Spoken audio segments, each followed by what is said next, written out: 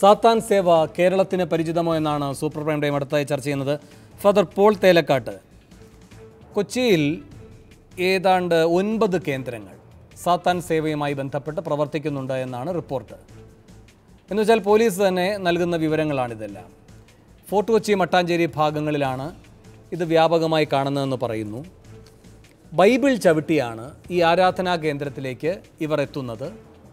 ഇവരുടെ ഔദ്യോഗിക ചിഹ്നം എന്ന് പറയുന്നത് 5 കാൽ നക്ഷത്രം. ഇവർ ഉപയോഗിക്കുന്ന ഒരടയാളം തലകീഴായി ഒരു കുരിശിൽ സർപ്പം ചുറ്റിയിരിക്കുന്നത്. പിന്നെ ദേഹത്ത് പച്ച കുത്തുന്നുണ്ട്. അത്തരം ക്രൂരമായ രൂപങ്ങളുള്ള ടീഷർട്ടുകൾ ഉപയോഗിക്കുന്നുണ്ട്. ഇതെല്ലാം ഇങ്ങനെ ഉപയോഗിക്കുന്നു. ഇതിലേക്ക് വലിയ തോതിൽ യുവാക്കൾ ആകൃഷ്ടരാകുന്നു. എന്തുകൊണ്ടാണ് ഇങ്ങനെ ഒരു വ്യതിയാനം സംഭവിക്കുന്നത്? അപ്പോൾ ഒരു കേടൽ മാത്രമല്ല എന്ന് മനസ്സിലാക്കേണ്ടതുണ്ട്. മതബോധനവുമായി ബന്ധപ്പെട്ട ഒരു വ്യതിയാനത്തിൻ്റെ വ്യാപ്തിയെ അതിൻ്റെ എല്ലാ ഗൗരവത്തോടെയും അംഗീകരിക്കേണ്ടതുണ്ട്. കൂടുതൽ കേടൽമാരെ വളർത്തിക്കൊണ്ടിരിക്കുന്ന ഒരു മതത്തിൻ്റെ വ്യതിചലിക്കപ്പെട്ടിരിക്കുന്ന ഒരു അന്തരീക്ഷമുണ്ട്. അത് അങ്ങിപ്പോൾ കേന്ദ്രീകരിച്ച് പ്രവർത്തിക്കുന്ന കൊച്ചിയിലടക്കമുണ്ട്. ഇതൊരാപൽ സൂചനയാണ്. ഇത് പോലീസ് അന്വേഷിക്കുകയോ പോലീസ് പ്രതിബന്ധങ്ങൾ സൃഷ്ടിച്ചുകൊണ്ട് ഇത് വളരാൻ അനുവദിക്കാതിരിക്കുകയോ ചെയ്യുന്നത് അതിൻ്റെ ഒരു പ്രതിരോധത്തിൻ്റെ വശമാണ്. അങ്ങുൾപ്പെടെയുള്ളവർ ഉത്തരവാദിത്തോടെ പ്രവർത്തിക്കേണ്ട ഇതിലെ മറ്റൊരു വലിയ മതപരമായ വശമുണ്ട്. തീർച്ചയായിട്ടും ഇവിടെ രാമകൃഷ്ണൻ സൂചിപ്പിച്ചത് തന്നെയാണ്. മതത്തിൻ്റെ മറുവശമായി ചെകുത്താൻ പൂജയും സാത്താൻ ആരാധനയും ഒക്കെ ഉണ്ടാകുക സ്വാഭാവികമായിട്ട് പല സംസ്കാരങ്ങളിൽ എല്ലാ കാര്യങ്ങളും ഉണ്ടായിട്ടുണ്ട്. 2 തരം ആളുകളാണ് ഇതിന് പോകുന്നത്. ഒന്നുകിൽ മാനസിക വൈകല്യമുള്ളവരും മാനസിക പ്രശ്നമുള്ളവരും സാത്താൻ സഭയിൽ ചെന്നുപെടാം. അങ്ങനെയുള്ള കാര്യങ്ങൾ ചെന്നുപെടാൻ അവരറിയാതെ ചെന്നുപെടുന്നതാണ്. രണ്ടാമതൊരു കൂട്ടർ ബോധപൂർവം ബുദ്ധിപൂർവം പ്രവർത്തിക്കുന്നവരാണ്. അവർ വൈകൃതങ്ങളായ ധാർമ്മിക ജീവിതമുള്ളവരും മദ്യത്തിൻ്റെയും മയക്കുമരുന്നിൻ്റെയും ലൈംഗിക വൈകൃതങ്ങളുടെയും തലങ്ങളിൽ ചെന്നുപെടുന്നവരും ഒരു മുഖംമൂടിയായിട്ട് ഈ സാത്താൻ സഭയും സാത്താൻ മന്ത്രവാദവും ഒക്കെ ഉപയോഗിക്കുന്നവരുണ്ട്. ഈ 2 തരത്തിൽ ഇതിനെ കാണാവുന്നതാണ്. 2 തരത്തിൽ നമ്മൾ കാണുമ്പോഴും രണ്ടും ഒരു തരത്തിലുള്ള സമൂഹത്തിൻ്റെ ജീവിതത്തിൽ നിന്നുള്ള ഒളിച്ചോട്ടമാണ്. ധാർമ്മികമായ ജീവിതത്തിൻ്റെ വ്യാകരണത്തിൽ നിന്ന് ഒളിച്ചോട്ടമാണ്. ആ ഒളിച്ചോട്ടത്തിൻ്റെ കേന്ദ്രങ്ങളിലേക്ക് ഒളിച്ചോടി മദ്യമാകാം, മയക്കുമരുന്നാകാം, വൈകൃതങ്ങളാകാം, ഇവിടേക്ക് ഒളിച്ചോടി അങ്ങനെ സാത്താൻ്റെ പ്രേതങ്ങളും പിശാച് ബാധയും മന്ത്രവാദവുമാക്കി പോകുന്ന മുഖംമൂടിയുമായി ജീവിക്കുന്ന ആളുകളുണ്ടാകും. ഇതിൽ ചെന്ന് മാനസിക വൈകല്യം കൊണ്ട് വീഴുന്നവരുണ്ടാകാം. രണ്ടായാലും സമൂഹത്തിൻ്റെ പ്രതിസന്ധിയാണ്. അത് ഈ പ്രതിസന്ധികളെ വഷളാക്കും. രോഗമുള്ളവർ ബഹുമാനത്തോടെ ഞാൻ പറയുകയാണ് ഫാദർ പോൾ തേലക്കാട്ട്, ഇതിൽ ക്രിസ്തീയ സഭയെ മാത്രം ഇങ്ങനെ ഒരു കുറ്റവാളി സമൂഹത്തെ രൂപപ്പെടുത്തുകയോ അല്ലെങ്കിൽ അവരെ തിരുത്താതിരിക്കുന്ന തെറ്റായ പ്രവണത തുടർന്ന് നിലനിർത്തുകയോ ഒക്കെ ചെയ്യുന്ന ഒരു ശക്തിയായി വക്രീകരിക്കുകയല്ല കേട്ടോ. ഇവിടെ ക്രിസ്തീയ സഭകളുമായി ബന്ധപ്പെട്ട് പ്രവർത്തിക്കുന്നവർക്ക് സാത്താനോട് താല്പര്യം, ഹൈന്ദവ വിശ്വാസികൾക്ക് ചാത്തനോട് താല്പര്യം, ഇസ്ലാമിക വിശ്വാസികൾക്ക് ജിന്നിനോട് താല്പര്യം.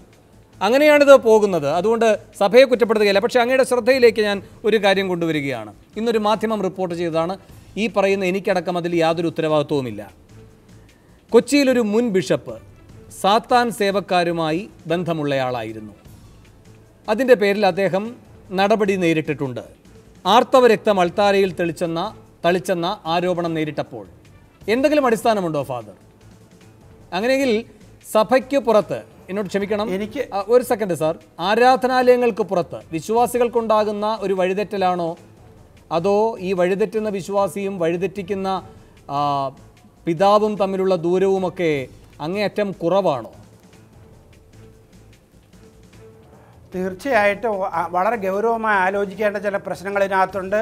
മതത്തിൻ്റെ പേരിൽ മാനസികമായി വഴിതെറ്റാവുന്ന ഡെല്യൂഷൻസിൽ ചെന്നുപെടാവുന്ന അപകടങ്ങളുണ്ട് എന്ന് ഞാൻ പറയേണ്ടതില്ല. പല മുഖംമൂടി ഉണ്ടാകുന്നുണ്ടോ എന്ന് വെച്ചാൽ ദൈവശാസ്ത്രത്തെ പറ്റി ഈ പറയുന്ന മതബോധനത്തിലൂടെ നല്ല ശിക്ഷിതമായ മനസ്സുള്ള ആളുകളും സാത്താന്റെ പിടിയിലേക്ക് പോകുന്നുണ്ടോ ഫാദർ? ഞാൻ പോകുന്നുണ്ടെന്ന് പറയാൻ എനിക്ക് തെളിവൊന്നുമില്ല. ഏത് മനുഷ്യനുണ്ടാകുന്ന വൈകല്യങ്ങളുണ്ട്, അതിന് പ്രലോഭനങ്ങളുണ്ട്. ഈ പ്രലോഭനങ്ങൾക്ക് അടിപ്പെടാനുള്ള സാധ്യതകളില്ല എന്ന് പറയാൻ ഞാൻ ആളല്ല. പക്ഷേ അങ്ങ് മനസ്സിലാക്കേണ്ടത് ഇതൊക്കെ അങ്ങ് നിഷേധിക്കുന്നുണ്ടോ ഇല്ലയോ? ഈ മുൻ ബിഷപ്പുമായി ബന്ധപ്പെട്ടിരുന്നൊരു മാധ്യമം റിപ്പോർട്ട് ചെയ്യുന്നത് പള്ളിയിൽ നിന്ന് തിരുവോസ്തി മോഷ്ടിച്ച സംഭവം. കാരണം ഇത് തന്നെയാണ് ഇവരുടെ ആഭിചാരക്രിയകൾക്കുള്ള ആവശ്യങ്ങൾ എന്ന നിലയിൽ വരുന്ന ഘടകങ്ങളിലൊന്ന് ഈ തിരുവോസ്തി അടക്കമുള്ളതാണ്. അപ്പോൾ ഇതൊക്കെ അവിടെ സംഭവിക്കുന്നുണ്ട് എന്ന് വെച്ചാൽ ഒന്നൊന്നുമായി ബന്ധപ്പെട്ട് നിൽക്കുന്നു ഫാദർ. ഒന്നിൽ നിന്ന് അടർത്തി മാറ്റി ഒന്നിനെ കാണാൻ കഴിയാത്ത തരത്തിൽ. തീർച്ചയായിട്ടും ഈ കാര്യങ്ങളെക്കുറിച്ച് സഭയുടെ തലത്തിൽ ഗൗരവമായി ചിന്തയുണ്ടായിട്ടുണ്ട്. അതുകൊണ്ട് ഈ തിരുവോസ്തിയൊക്കെ നഷ്ടപ്പെടാതിരിക്കാനുള്ള മുൻകരുതലുകൾ എല്ലായിടത്തും എടുത്തിട്ടുണ്ട്. അങ്ങനെ വല്ലതും സംഭവിക്കുമ്പോൾ അന്വേഷണം ആലപ്പുഴ തന്നെ ഇങ്ങനെ കാര്യം അന്വേഷിച്ചപ്പോൾ തിരുവോസ്തിയുടെ നഷ്ടപ്പെടൽ എന്ന ഒരു ഭൗതികമായ പരിഹാരം അല്ല, അതിനെ പ്രതിരോധിക്കുക എന്നൊരു ഭൗതിക പരിഹാരമല്ല അതിലെ പ്രശ്നം. ഞാൻ താങ്കളിലേക്ക് തിരികെ എത്താം. Shri T D Ramakrishnan, 2015 December 4 പറവൂരിലൊരു നഴ്സിംഗ് വിദ്യാർത്ഥിനിയെ ദുരൂഹ സാഹചര്യത്തിൽ കാണാതാകുന്നു. പോലീസിന്റെ അന്വേഷണം പോകുന്നത് ഈ സാത്താൻ സേവാ കേന്ദ്രങ്ങളിലേക്കായിരുന്നു. പക്ഷെ കണ്ടെത്താൻ കഴിഞ്ഞിട്ടുണ്ടോ ഇല്ലയോ എന്നറിയില്ല. മാധ്യമ റിപ്പോർട്ടുകളാണ്. കണ്ടെയ്നർ റോഡിൽ എറണാകുളത്ത് കാമുകിയും കാമുകനും ബൈക്കിൽ സഞ്ചരിക്കുമ്പോൾ അപകടത്തിൽ മരിക്കുന്നു. അതുമായി ബന്ധപ്പെട്ടും ദുരൂഹതയുണ്ടായിരുന്നു. ഇവരിൽ നിന്ന് പിന്നീട് കണ്ടെത്തുന്ന തെളിവുകളിൽ ഈ പറയുന്ന ആഭിചാരക്രിയകളുമായി ബന്ധപ്പെട്ട അടയാളങ്ങളും രൂപങ്ങളുമൊക്കെ ഉണ്ട്. അപ്പോൾ പോലീസിന് ഇനിയും കണ്ടെത്താൻ കഴിയാതിരിക്കുന്ന തരത്തിൽ വിപുലമായൊരു ശൃംഖലയായി ഇത് പ്രവർത്തിക്കുന്നുണ്ടോ, അതോ പോലീസ് സ്വയം മുഖം തിരിക്കുന്നതാണോ? അപ്പോൾ കേടലിനെ അങ്ങ് കൈയോടെ മുന്നിൽ കിട്ടി പിടികൂടിയിരിക്കുന്നു, അയാളെ ഒരു മനോരോഗിയാക്കുക വഴി ഈ കൊലപാതകം തെളിയിച്ചു എന്ന വീമ്പ് പറയുന്നതിലേക്ക് മാത്രമായി അവരുടെ കാര്യക്ഷമത ഒതുങ്ങിയാൽ അത് ശരിയായ ഒരു നിലയാണോ പോലീസ് സ്വീകരിക്കുന്നത്? Shri T D Ramakrishnan.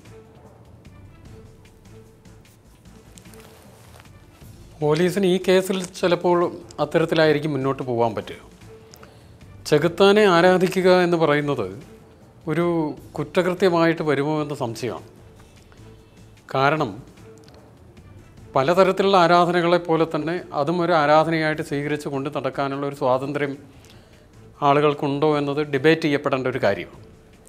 മിക്കവാറും എല്ലാ തരത്തിലുള്ള ആരാധനകളും പലതരം വിശ്വാസങ്ങളുമായി ബന്ധപ്പെടുന്ന, മതപരമായിട്ടും അല്ലാത്ത തരത്തിലുള്ള വിശ്വാസങ്ങളുമായി ബന്ധപ്പെടുന്ന കാര്യങ്ങളാണ്. അതുകൊണ്ട് നമുക്ക് അങ്ങനെ ലളിതവൽക്കരിച്ചുകൊണ്ട് ഈ വിഷയത്തെ സമീപിക്കാൻ കഴിയുമെന്ന് തോന്നുന്നില്ല.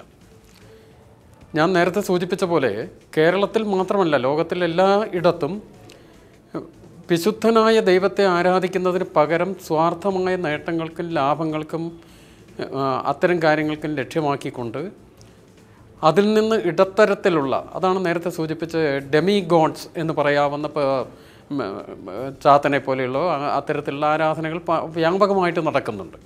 അത് പലപ്പോഴും ഇഹലോകത്തിൽ നമുക്ക് സാധ്യമാകാനുള്ള സൗഖ്യങ്ങളെ ലക്ഷ്യമാക്കിയിട്ട് ചില സമയത്ത് സംഭവിക്കാം. അല്ലെങ്കിൽ പരലോകത്തെക്കുറിച്ചുള്ള സങ്കല്പങ്ങൾക്ക് അടിസ്ഥാനപരമായിട്ട് വേണ്ട അതിലെ നന്മയും ദയയും കരുണയും മാന്യതയും ഒക്കെ അടങ്ങുന്ന ഒരു ജീവിതമാണ് മിക്കവാറും എല്ലാ മതങ്ങളും മുന്നോട്ട് വയ്ക്കുന്നത്. അതിന് സാധ്യമല്ലാതെ ഉള്ള ആളുകളെ സംബന്ധിച്ചിടത്തോളം അതിനെ മറികടക്കാനുള്ള ചില വഴികളായിട്ട് ചിലപ്പോൾ സ്വീകരിക്കാം. ഇത്തരം അന്ധവിശ്വാസങ്ങളിൽ കുടുങ്ങി അതിന് ഭാഗമായിട്ട് അത് നിറവേറ്റുന്നതിനായി അതിൻ്റെ സാധ്യതകൾ അന്വേഷിക്കുന്നതിനായിട്ടൊക്കെ വളരെ ആസൂത്രിതമായിട്ട് കുറ്റകൃത്യങ്ങൾ നടത്തുന്നുണ്ട്. ആ കുറ്റകൃത്യങ്ങളെ ഒരു മനോരോഗത്തിൻ്റെ ഒരു മറവിൽ രക്ഷപ്പെടുത്തി എടുക്കാനല്ല, മറിച്ച് ഇത്തരം അന്ധവിശ്വാസങ്ങളിൽ കുടുങ്ങിയ ആളുകൾ വളരെ ആസൂത്രിതമായിട്ട് നടത്തുന്ന കുറ്റകൃത്യങ്ങളായി തന്നെ കണക്കാക്കണം എന്നാണ്. അവർ ആ വിശ്വാസമുള്ളത് കൊണ്ടാണ്.